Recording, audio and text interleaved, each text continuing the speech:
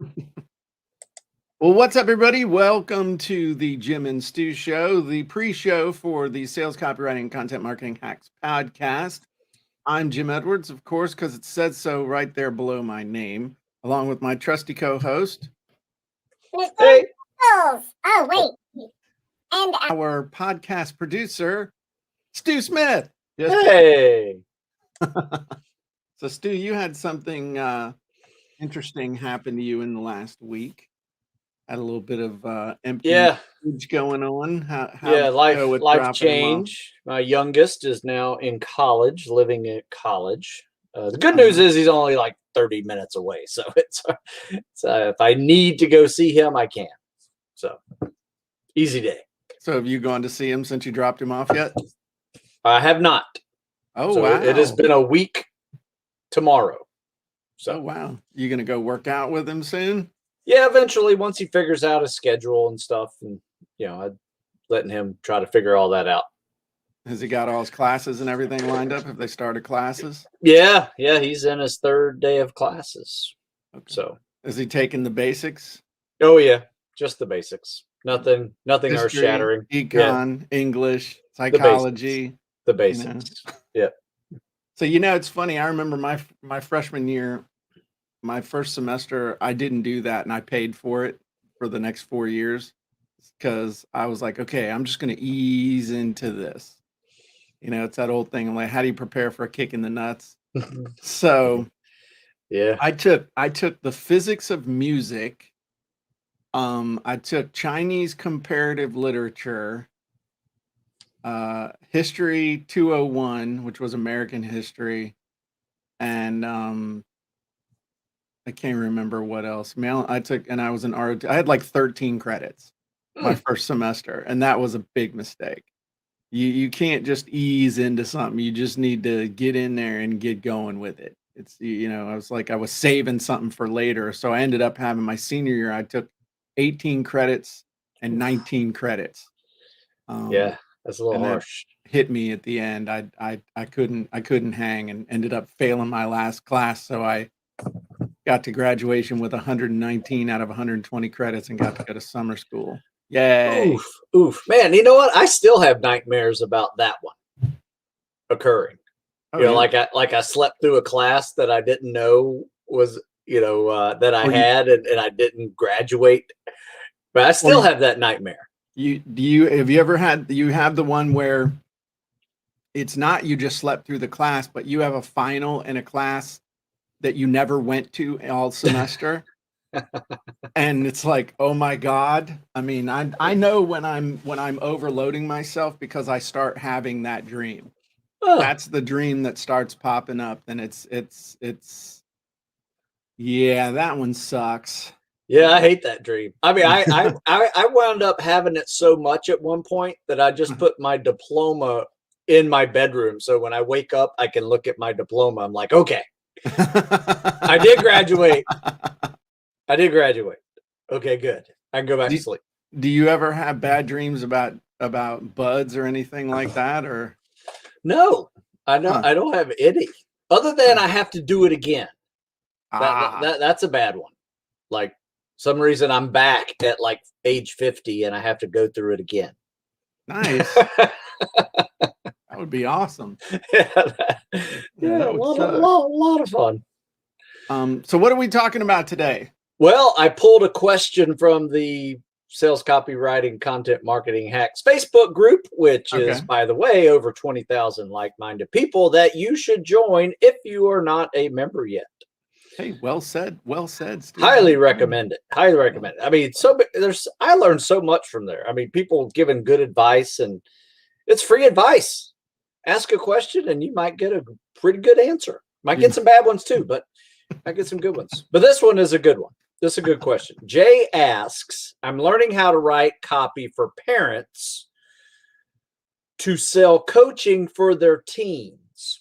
All right. So it's a bit challenging. So the teen is the person who he's really coaching, but the parents are going to probably be the ultimate person who's paying for it. So there's a little bit of a challenge with sales copywriting in that. So in essence, the parents have secondhand pain points to their teens' primary pain points of being Right. confused about their career direction after high school.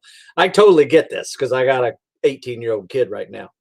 So any pointers would be greatly appreciated with how to sell that bit of training for teens that have parents that are concerned about their future. So it reminds me of a website that I wanted to start called Bring Back the Belt. If we brought back the belt, that would instill a lot more discipline in our children. I'm playing.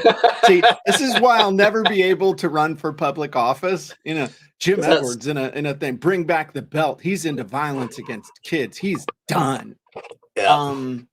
That's floating out there on the internet now. Let me tell you what, my political career was ruined in 1986. So, you know, I'm just cementing that. So the thing, what's that? Yeah, but I did some things back then that probably will come back to haunt me. I can't run for office. What? I don't want anybody to know any of that stuff. I couldn't run for local alderman. What the hell are you talking about? So here's the thing. And I understand exactly what he's saying is basically, how do I write copy to sell the parents on the thing for the kid? And that's it's similar to a situation we dealt with in the past. A lot of nonprofits that want to, especially fundraiser stuff, where they're like, hey, we're selling coffee or we're selling this to raise money for this cause or other causes. You know, they can sell this stuff. And so you're selling on two levels. You're selling the thing that you're selling, but you're also selling to the person who's buying, who's not buying the thing that you're selling, but they're buying it for someone else. So it's like you have to speak to two avatars at once. And I get this avatar because it's my age group of avatar. And I will tell you this, most 18-year-olds know everything. So they don't need training. So you have to hit them hard with the type of things they need to know quick. Like this, do you talk to knife hand? This, knife hand. Knife hand? Yes. So my number one question is this coaching something the kid wants?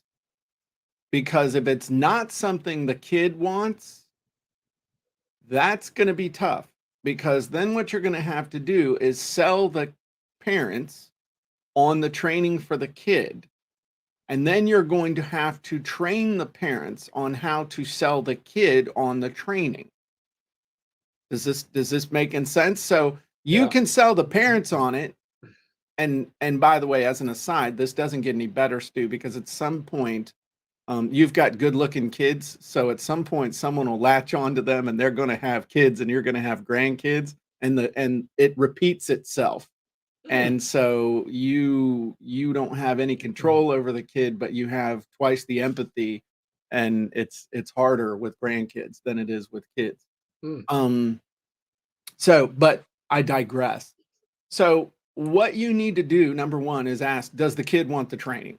And if the kid doesn't want the training, this is going to be one of the hardest. I mean, this is selling the proverbial ice to native people to polar regions. Eskimos. So that's the number one thing I would want to know.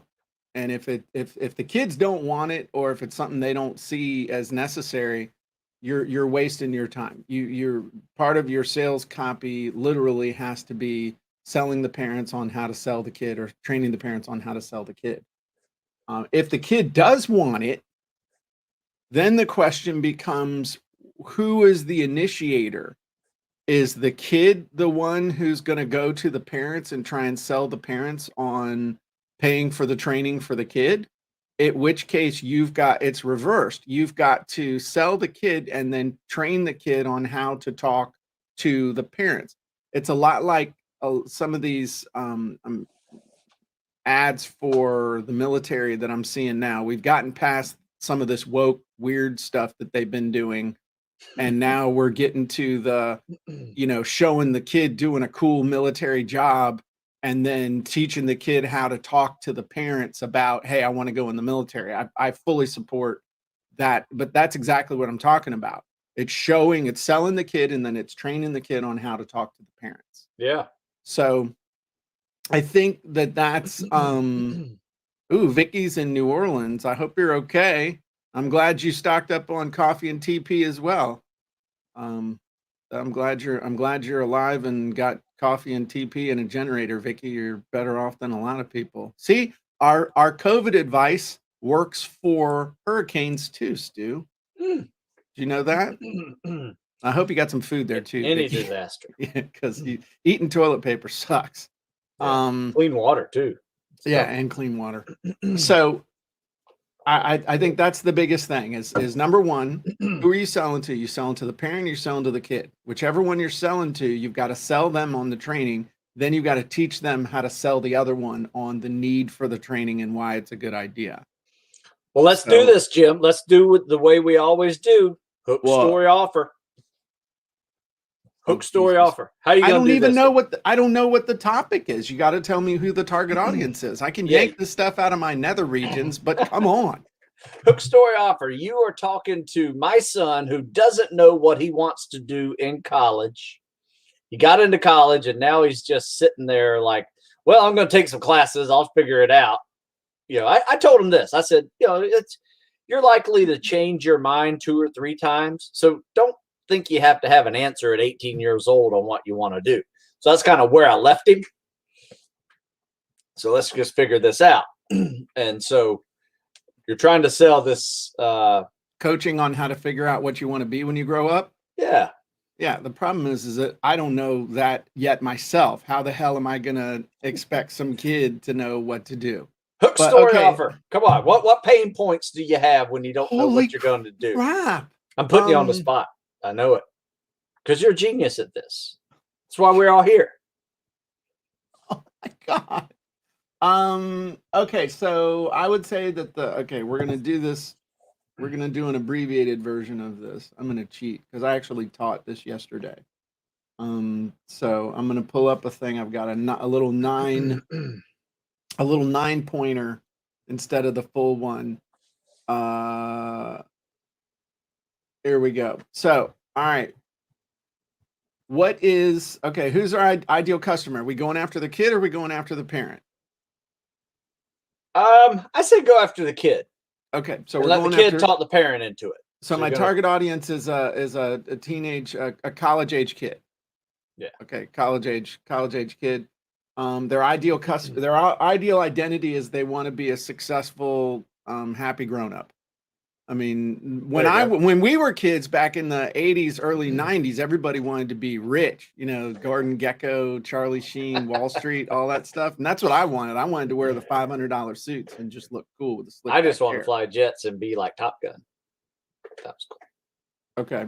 Didn't get there, but I saw that picture of you though, wearing that flight suit or that onesie. What do they call the onesie? They're flight suits. Okay. Wearing flight suits and had your cool shades. My Ray-Bans. I was trying.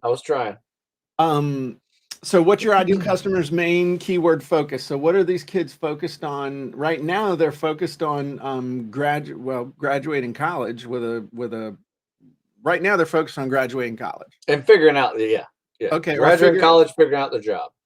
Okay. So figuring out a profession. Okay. And it might be you're not finishing college. You're going to start a profession before you even finish college. Who knows? True. Okay, so figure out what you want to do. Yeah. Who's their enemy? Who are they pushing against? Who's the parents? People that tell them what they should want.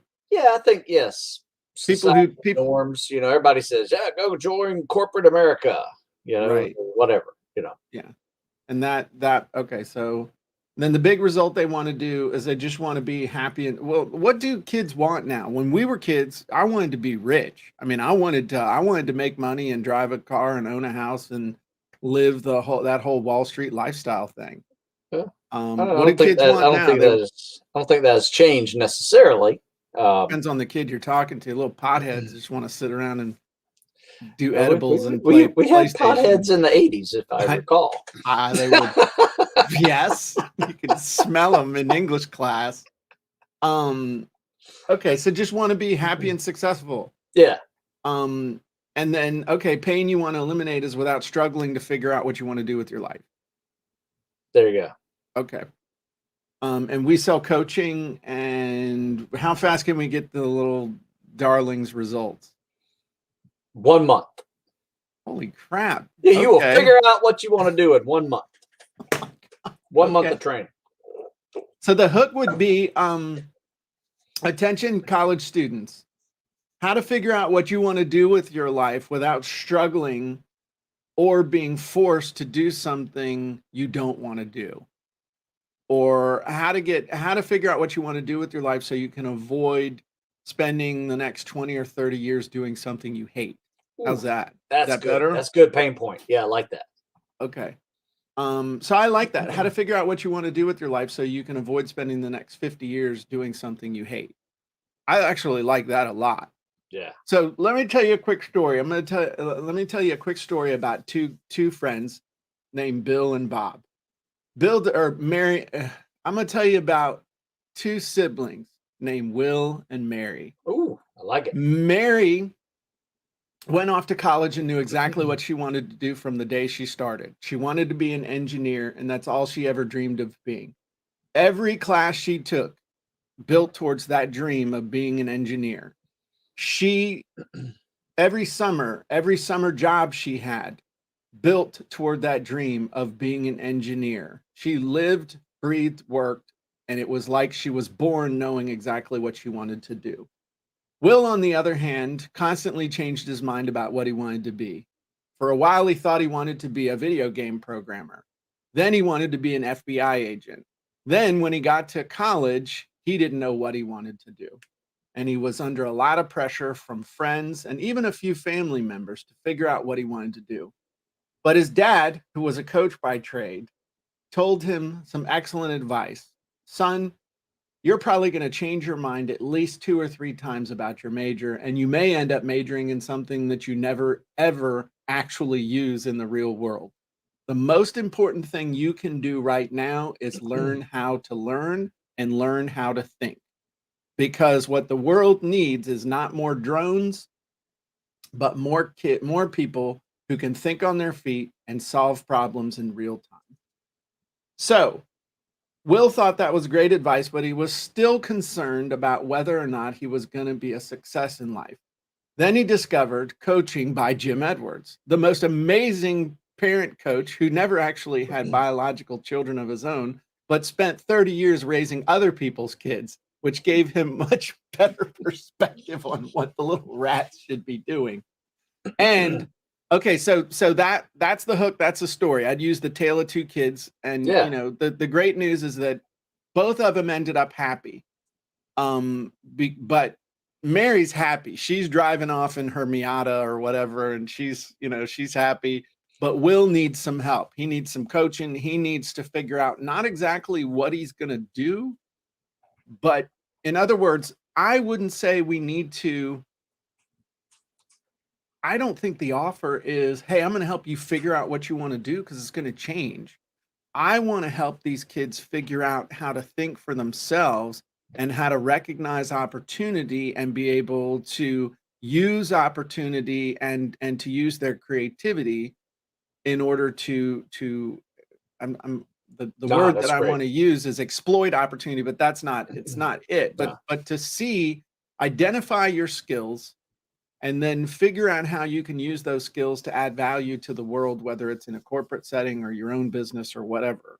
So to help them identify their strengths and not feel like they have to be pigeonholed. So that would be the offer. I mean, I could make up a bunch of stuff, but I mean, I love that hook, by the way. No, that's really good. That's a damn good hook. And then I think the story of, because that's the thing is I knew kids in college, and maybe it wasn't the same for you because everybody who you went to college with wanted to be in the Navy at least for 4 years. I mean, there was some of them were called, some were like, I'm going to be an admiral. I'm going to be a freaking admiral. There are people still serving. 30 years Right. later. Yeah. You know, when you got there, you've told me you didn't know you wanted to be a SEAL, but you figured it out hanging out with all the miscreants on the rugby team. That is true. You know, I didn't when I went to school, I had no clue what I wanted to do. For a while, I wanted to go into business school because of a girl.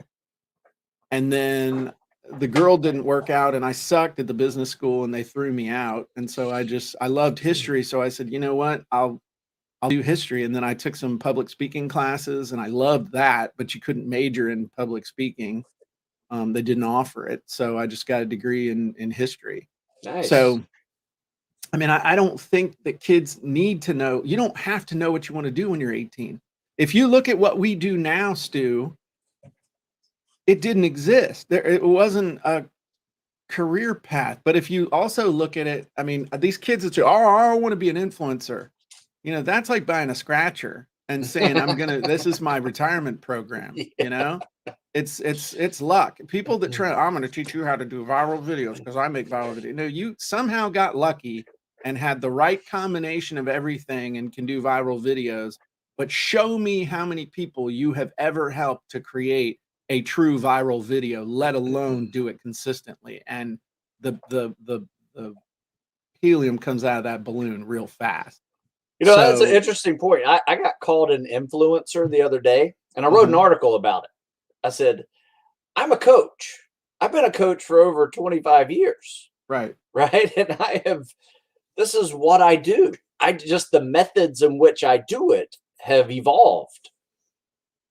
There's nothing has changed. I'm still a coach. Right. You know, so. And so anyway, I don't know if that was good enough for what you wanted with the, no, I think that gives that hook story offer. Was that good enough for what you put me on the spot without knowing nothing? Absolutely. And it was just something that gives them some options to how to hit that one. You know, it can be two sibling stories. It can be a mom and a son story. It could be a dad and a daughter story. You know, there's so many different ways that you can hit that from different perspectives, and you know, make sure you hit the emotional pain points, but then offer the solution and the offer on the back end of that to make it sing. Exactly. But the key is with that story is to make sure that the hero of that story is a character that the person you're trying to sell is going to resonate with. So if I'm selling to the kid, I tell the story about Will and his sister Mary. If I'm selling the parent, I'm going to tell a story of maybe a couple of different parents and their kids. And, you know, I want them to resonate with the parent that represents who they are. So we could do a comparative, you know, meet the Smiths, meet the Joneses.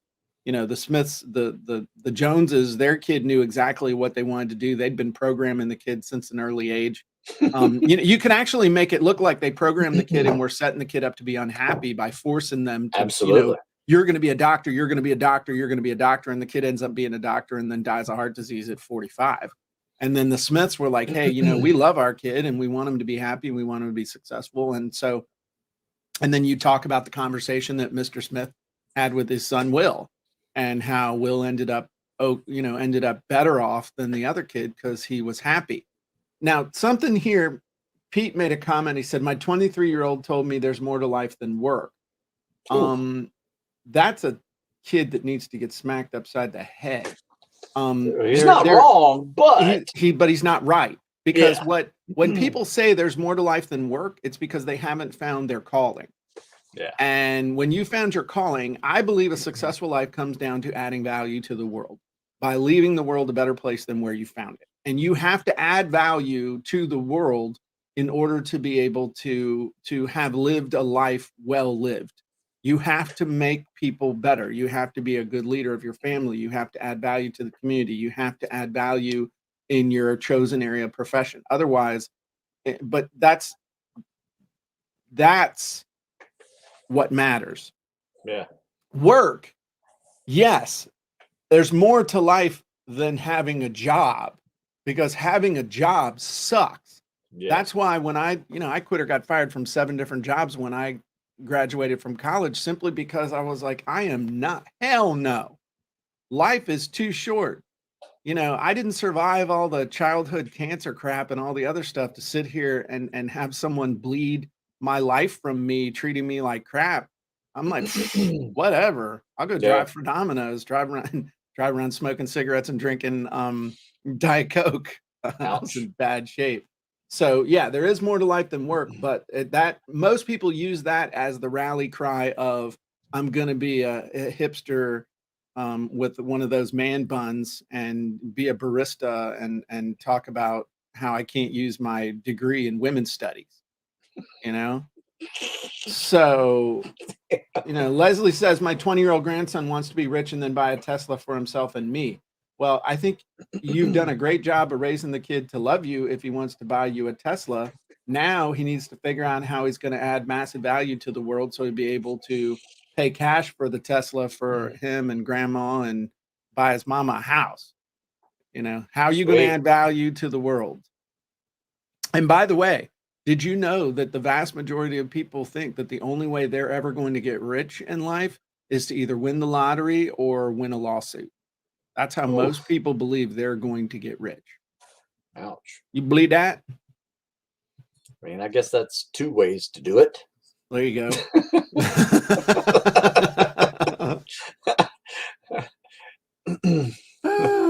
Not on my considerations list, but all right. Yeah. So no, that was good.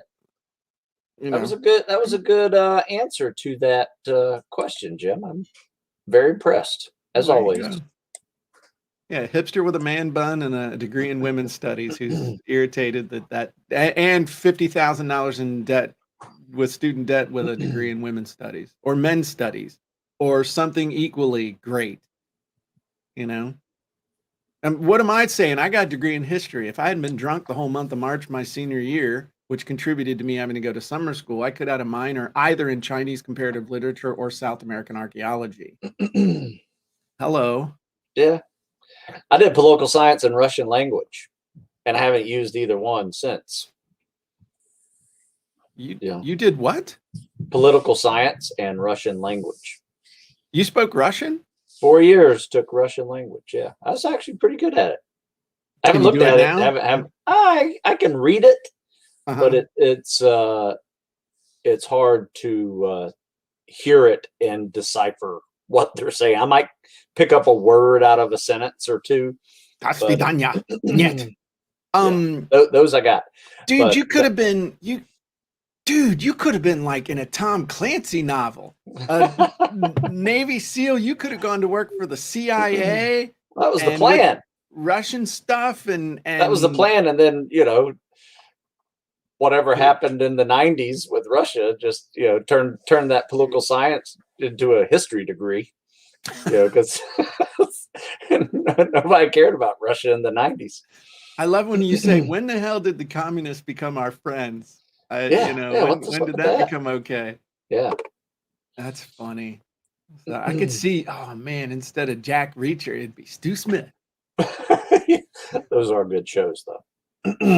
All right, what are we doing? So we're ready to do a podcast? 131. Sure.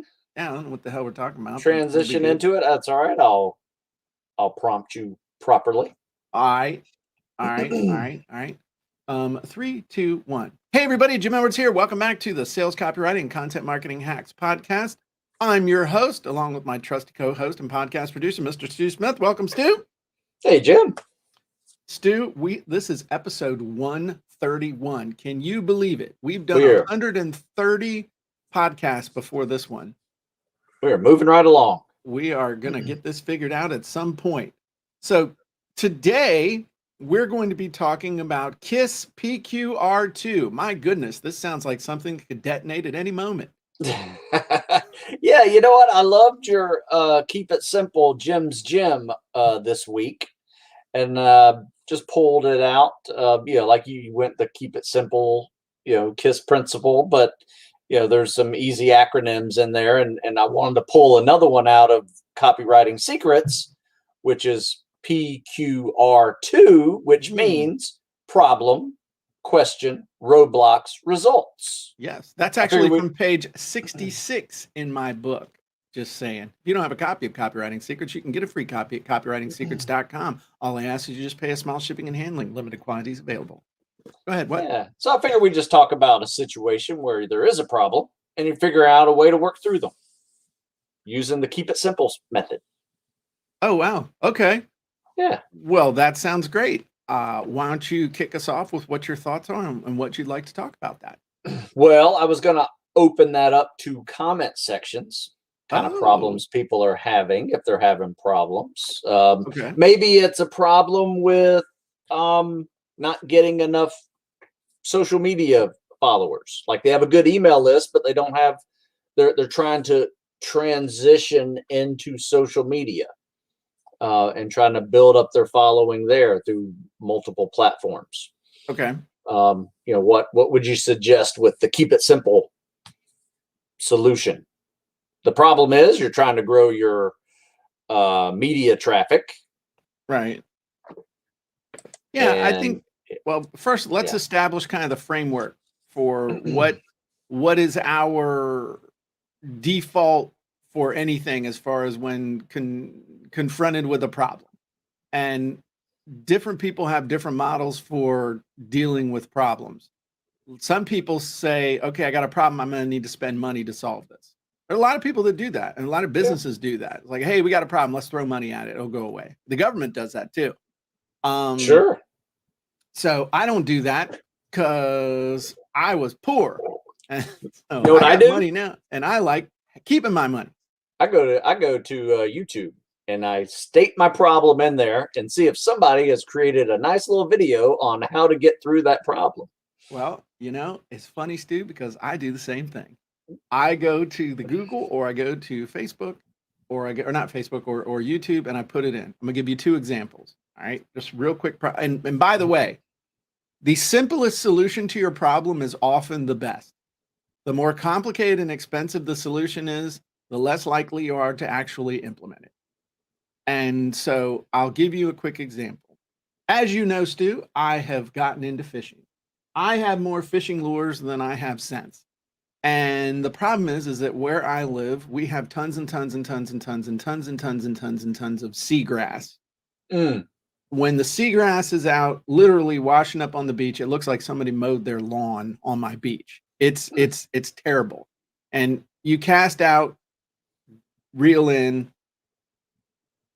all you do is immediately snag grass, and then the fish just sit there and laugh and say, oh, yeah, I ain't gonna bite that. Go away. Get out of my face with that. So instead of actually doing anything about it, I was banging my head against the wall for weeks, like trying to figure out how to use top lure, all this other stuff. But then everybody says all the big fish are hanging out in the grass, which is true because they're down in there eating the bugs and the crabs and all this other stuff. So I went on YouTube and I looked for, how to fish thick grass. And I worked my way it was like kind of like a treasure hunt. Somebody was talking about using, okay, is it thick grass in salt water? Is it thick grass in a pond? Is it thick, what kind of grass is it? And then I found another one where somebody mentioned, I'm going to use a Texas style rig. And I'm like, okay, this is something I haven't heard before. So he holds it up, but he doesn't really show it, but he's showing that the thing's going through the grass. So what's the next thing I start searching for, Stu? Texas style rigs. Texas style rig. And then I see I find one that they show you how to do the Texas style rig. And then they show how when you do it this way, this is why it'll catch the fish. But not the grass. But not the grass. And I'm like, oh my God, that's the answer to my prayers. So then I went and did a search for best Texas style rig. Because of course, and it turns out there is no best Texas style rig, but there's different kind of conditions and lighting conditions and other stuff like that. So bottom line, where did I go next? I went to Amazon. And because I knew the parts that I need, you need a special little kind of hook, a hook with it's weird. A little bend in it. Yeah. Right. And then you hook it back into the worm so it's not exposed. Yeah. Right. Why the hell didn't you tell me this months ago, Stu? You Sorry, know what man. it is. I grew up doing that. So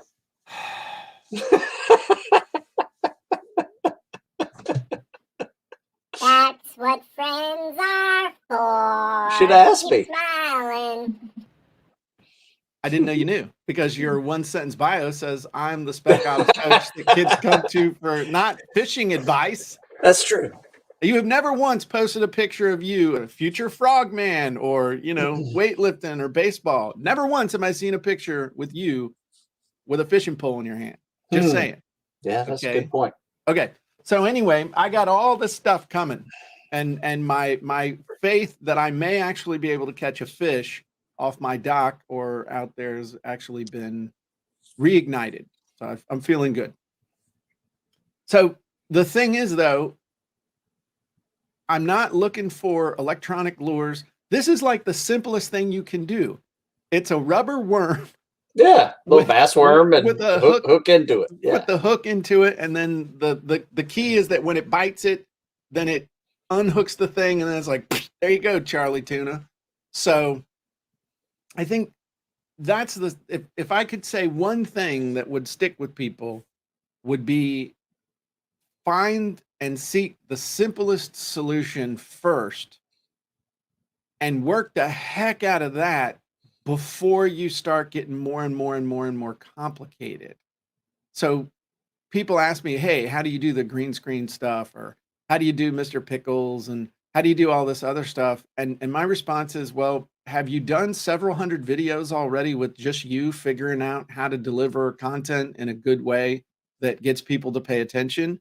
Because you sitting there figuring out how to do Mr. Pickles, and then Mr. Pickles can't do or say or think on his feet, it's worthless. You're just a dork with a Mr. Pickle button.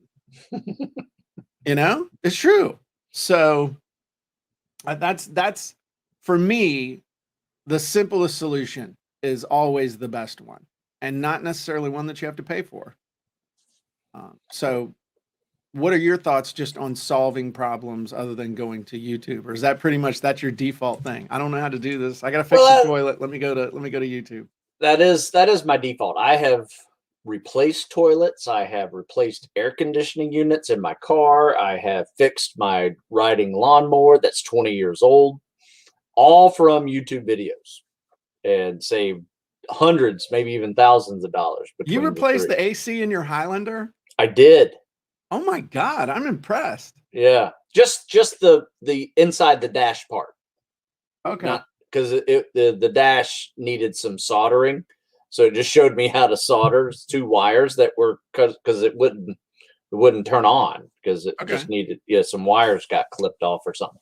But anyway, yeah, did that was that saved $800. But no, so yeah, I do basic stuff. So let's kind of get back to this one because I know you're doing stuff with social media and one sentence. What you do in one sentence is part of your bio and stuff to increase viewership and people who follow you. Some of the typical problems people have as they start new social media platforms is they have 0 followers. Right. That's what everybody has. Right. But nobody's born with a list. No. That's, you can be born with a silver spoon in your mouth, but you're not born with a list. You're not born as an influencer. So what I would suggest, and I'll tell you a quick story. Well, let me tell you the quick story, and then I'll tell you my thing. So I reached out to a guy, his name's Dave Chesson, and I have my Copywriting Secrets book, and I've got other books that are done well on Amazon. The Copywriting Secrets book is a bestseller. And so he's an expert on keywords, on just doing better specifically on Amazon, choosing your categories. Got a real cool piece of software. So I asked him if I could get an hour of his time and have him help me do some things to try and keep my book at #1 a little bit more consistently. So I'm expecting that he's going to have all these ninja things for me to do, like super ninja insider trick stuff. So I'm expecting that's what I'm expecting. So we log into my account, we look at my Amazon listing, and he just starts going through, okay, well, I think you should bold this and you should play this up. I think you also should put in a one of your testimonials here. I think that when I read this, it does. I'm like, whoa, whoa, whoa, whoa, whoa, whoa, whoa, whoa, whoa. I'm waiting for the magic. You're telling me like copywriting stuff. You're telling me these things that, I mean, this is not exciting. This is not ninja. This is like basic stuff. And he said, well, yeah, that's what's going to make a difference because that's what people see. And I was like, crap. So basically we just went through and made sure that we had checked all the boxes in his internal checklist of what you need to do. He gave me some cool pointers on what to do with my my reviews, the editorial reviews, a couple things with bolding some things or explaining who somebody is and why you should care. He did talk about the secondary reading path when someone's going down looking at your listing. I'm like, damn, this is like a sales letter. He said, yeah, it is a sales letter. And this is all 99% of stuff that he told me. Well, let's say 90% of what he told me I already knew. And I probably should have known to do it, but it's always good to have another set of eyes. So the bottom line is that in order to do what I wanted to do, there was nothing whiz bang. It was all the fundamentals. It was all the basics. So let's talk for a minute about social media. You, Stu, already have a presence, a huge presence on Instagram and Facebook, but you wanted to get big on TikTok. You wanted to go start doing stuff on TikTok. And so you, as always, figured out TikTok or figured the thing out. I always let Stu go first. Stu would be like, if I didn't have a little brother, but if I'd have had a little brother, I wanted my little brother to be Stu because it'd be like, okay, let Stu go first. Stu, go over there, man. Yeah. See if it's safe. Yeah. Let me know, and then come back and let me know exactly what happened. Okay. So Stu went and figured out TikTok. And how long had you been on there before? It was about 21 days. It was 3 weeks ago that we mentioned it on the show. I haven't been on for a month yet. I think it's less than 3 weeks actually total. Okay.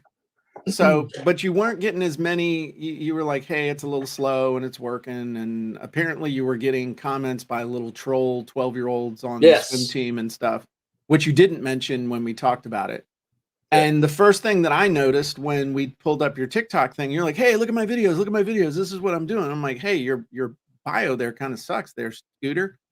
And so that's when we talked about the 1-sentence bio. So you changed your 1-sentence bio, and what happened? Well, I changed it to, see, I'm the former Navy SEAL that Spec Ops candidates go to for coaching and training. And that is all I could fit in there. So it is minimal amount of information that you can put in. So you can literally put in about a 10, 12 word sentence. Right. Now, do you remember what it was before you did it? It was I remember like 300 or 400 or something like that. Somewhere in that zone. Well, no, actually I can 500 maybe. Oh, no. I'm not talking about what it was. I'm talking about what it said. Oh, see, I don't remember what it said. It said StuSmithFitness.com, tactical fitness, swim training, military special ops. You had 554 followers.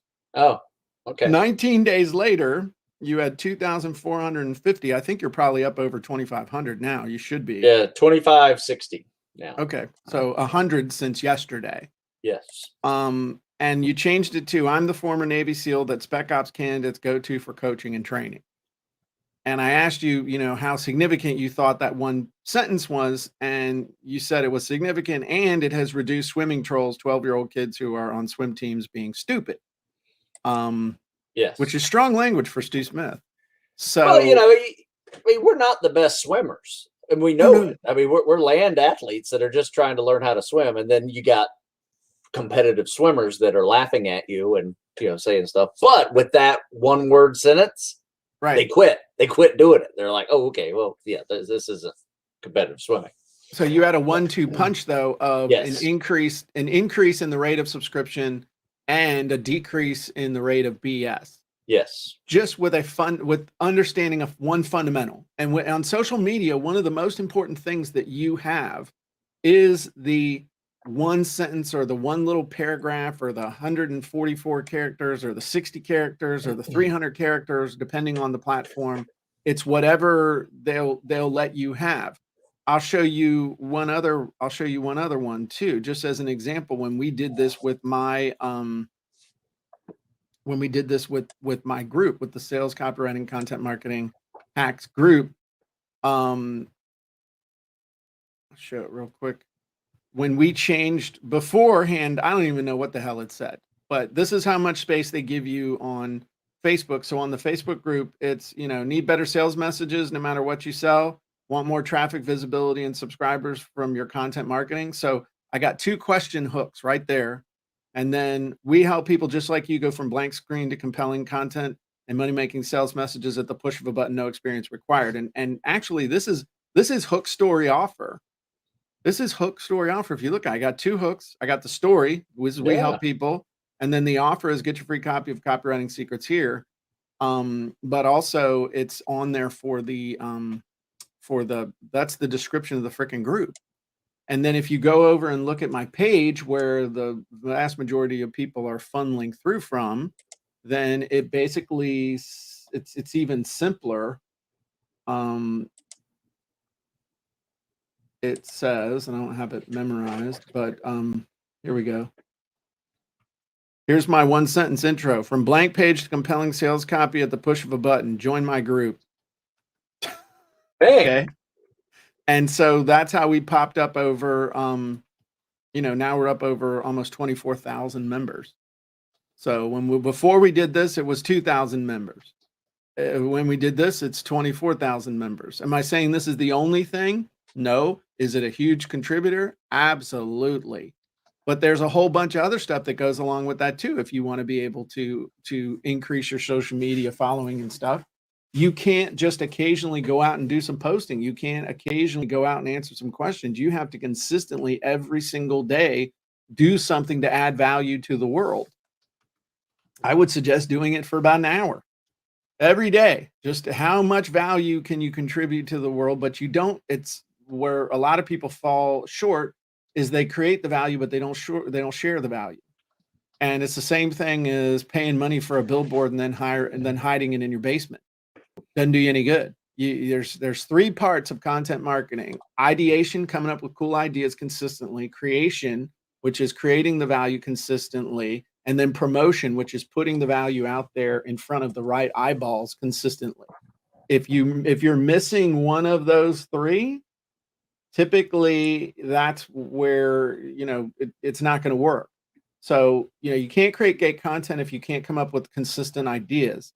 Then if you come up with ideas consistently, but then you think you're done when you've created it, it's like, oh, I posted on Facebook, nothing's happening. Well, I'm sorry, Scooter, but there's a whole bunch of other places you can post it besides just on your Facebook page. And then you also have to do things on Facebook that get followers who will actually come and look at your content. And that's part of the promotion. That's the ring finger here. So, but it's nothing complicated. And yeah, do we spend a lot of money on ads? Yes, we spend a lot of money on ads, but we spend the money on ads to actually sell stuff. It's all those are going to either sell the book or get people into funnel scripts or get people to buy the 7-day ebook. That's what we send our money on. That's what we spend our money on. And I really don't think we get a whole lot of followers and fans from those ads. Once somebody buys, then typically large percentage of them become a follower or fan. But we're also doing things that there are tons, and the vast majority of people that follow me, the vast majority of people that are on my list have never bought anything. If they had, I'd be a gajillionaire and I'd have a helicopter that 3 days a week flew up, got Stu, brought him down here so we could train in person. That'd be fun. If I could get the 100,000 people, that are on my quote unquote list, if I could get those 100,000 people to pay me a lifetime value of $10,000, that's a lot of money. I haven't, as they say at the English Academy here in the country, I ain't did that yet. So is that answering your question? There's potential. No. This is great. I just want to ask one final question, unless somebody in the audience has a question, they can follow up with one. But where did you come up with PQR2? Problem, question, roadblocks, results. Just curious, because I've heard of keep it simple, stupid, but I really like this as an answer. to, these type of issues that occur. So PQR2 came from analyzing people, analyzing your avatar, and what is your avatar paying attention to? What makes them tick? What hangs them up? What makes them fixate like a 5-year-old on a toy 2 weeks before Christmas? Because what happens is we all our radar gets locked in on something, positive or negative. And until that gets addressed, nothing else matters. Nothing else gets paid attention to. Nothing else gets any consideration whatsoever until that thing gets unblocked. And I started thinking about, okay, what are these things? What are they? And it's people fixate on their problems. People fixate on the result that they want to get. They fixate on a question, okay, or they fixate on a roadblock. So, that's where PQR2 came from: problems, questions, roadblocks, results. And then I started thinking about it from the standpoint of how does sales copy factor in with that? If somebody is, and in a simple way, and thinking about it, you're on this side, all right? You got your little person. They're on this side of a chasm, all right? And they're standing over here in their pity pot with their problems, with their questions, and with their roadblocks, all the stuff that's holding them back. Over here on the other side of the canyon, like I imagine Carlin and the Grand Canyon, over here on this other side is their ideal self standing there with the results that they want. So over here, I'm a struggling spec ops candidate, and my problem is I don't know. I have no clue how to get in shape. The questions I have are how can I do this without a gym membership or the support of anyone? I'm by myself. I'm in a small town, and the roadblock is I don't have any money. I don't have any. I don't have a gym access. I don't have anyone to train me. All I have is a dream. Now over here, I see myself as this Kevlar bearded, tatted, cool operator guy that I've seen in Call of Duty, standing there with the Budweiser on my chest, and all the girls thinking I'm amazing and just being this ultimate warrior. So now our sales copy and our product, our offer and our story, all that stuff, the hook story, the offer, creates the bridge from where they are to where they want to go and who they want to be and the result that they want. So I just boiled down like 4 years of business school into a drawing that you could do with stick figures that anybody could understand. And that's just the way I've been my whole life. I've always been the person that loves to boil things down to the point where it's like, well, yeah, I liked where I started liking to do that, and it was all ego driven. But I really despise pompous people that think that they're smarter than everybody else and want to flaunt it and talk over everybody when they're teaching them, and yeah, but I do that. I do that, but no, that's okay. No. You actually, like, you break it down to where it's very digestible and understandable. I do the exact same thing when it comes to the science of actual physical fitness, physiology, right? Because I read all these studies and which one works best, and this one doesn't matter because it's some lab rat, right? When when people are like finding studies that disprove other studies, that's a little frustrating. So I try to break that down for people so they don't have to go through that and figure it out. I figure it out for them. Exactly. And that's part of what we talked about in the Jim and Stu show about that's how I create value in the world that people will pay me for. And that's what you do too. Yeah. You boil it down to the point where it's like, just do this. Albert Einstein said, if you can't explain it simply, you don't understand it well enough. And that was one smart dude. So if he said that, it must be true, right? True. So I think that's important. And Anna just asked a really good question related to what we're doing here. She said, so the results include the how-to, the antidote. The result is what they want. Your product, your service, your coaching, your software, whatever it is you're selling, should include the how-to, either doing it for them or showing them the path of least resistance to do it for themselves. So the result, the result is the end. They pop out the chute after going through your process, your coaching, whatever it is. So that's what the result is. That thing, that bottom line end result, the big payoff that they're looking for. So that's how that factors in. But I love boiling stuff down, because then, you know, you can look at some, oh, so what you're saying is this and this and this and this. Right. And then you can see their brain going like, well, yeah, but it's more complicated than that. Well, that's like with my brother-in-law. You know, I'm like, so what you're saying is this and this and this and this. Yeah, he's kind of like Eeyore when it, you know, when I know when I've got him. Yeah. My other objective with him is to see if I can sell a joke at just the right timing and have beers come out of his nose. That's also a fun thing to do. That's another thing that I love doing. It's trying to make people have liquid come out of their nose by laughing, or, you know, boiling things down. You've done that to me a few times. I do what I can. Yeah. So. No, that was a good one. Thanks for explaining the keep it simple. Yeah, this was good. This was fun.